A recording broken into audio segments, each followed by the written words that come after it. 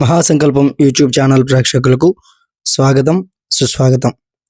ఈరోజు మన ఛానల్లో మనం కార్తీక మాసం చివరి రోజుల్లో చేసేటువంటి పోలీస్ వర్గం కథ గురించి మనం ఈరోజు చెప్పుకుందాం.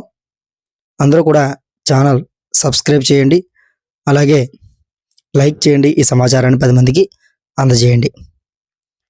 ఈ యొక్క పోలీస్ వర్గం కథ, ఒక చాకలి స్త్రీకి 4 కొడుకులు 4 కోడళ్ళు ఉండేవారు. ఆమె కార్తీక బహుళ అమావాస్య నుంచి కార్తీక మాసం అంతా కూడా 3 కోడళ్ళను తోడుగా తీసుకుని నదికి స్నానానికి వెళ్ళి దీపం పెట్టి వస్తూ ఉండేది. చిన్న కోడలే ఇంటి చాకరీ అంతా చేస్తూ ఉండేది. ఆమెకు పనులు అప్పగించి మిగతా 3 కోడలతో ఆలయానికి వెళ్ళి పూజలు చేసుకుని వచ్చేది. చిన్న కోడలి పోలికి కూడా కార్తీక మాసంలో నదీ స్నానం చేయాలని, దీపారాధన చేయాలని కోరిక ఉండేది.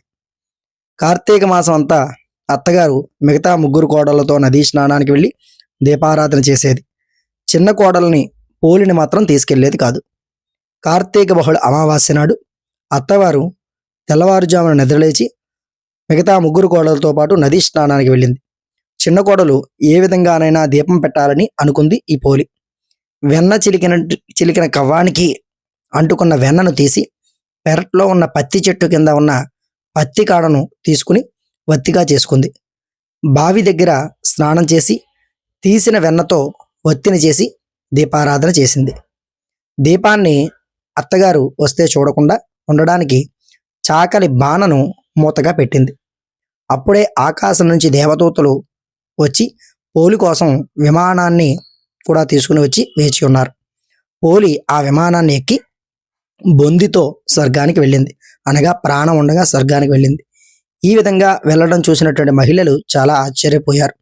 అత్తగారు ఆ మిగతా 3 కోడళ్ళు కూడా పోలి స్వర్గానికి వెళ్ళడం చూసి చాలా ఆశ్చర్యపోయి వారు కూడా పోలితో పాటు స్వర్గానికి వెళ్ళాలి అనుకుని అత్యాశ చేత పోలి కాళ్లను ఆమెను పట్టుకునే ప్రయత్నం చేశారు. అప్పుడు విష్ణుమూర్తి ప్రత్యక్షమై చిన్న కోడల్ని వదిలిపెట్టమని, మిగిలిన 3 కోడలను మాత్రమే తీసుకుని పూజలు చేశావని విష్ణుమూర్తి ఆ అత్తగారికి చెప్పడం జరిగింది.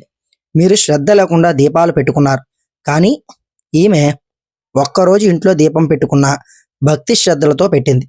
అందుకే పోలిని బొందితో అనగా ప్రాణంతో స్వర్గానికి తీసుకెళ్తున్నాను అని చెప్పారు విష్ణుమూర్తి.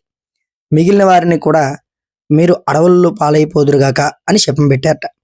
ఈ కథను విని అక్షతలు వేసుకున్నట్లయితే కార్తీక మాసం అంతా పురాణ పఠనం శ్రవణం చేసినంత ఫలితం దక్కుతుందని ఈ కథలోని ముఖ్యమైన సారాంశం.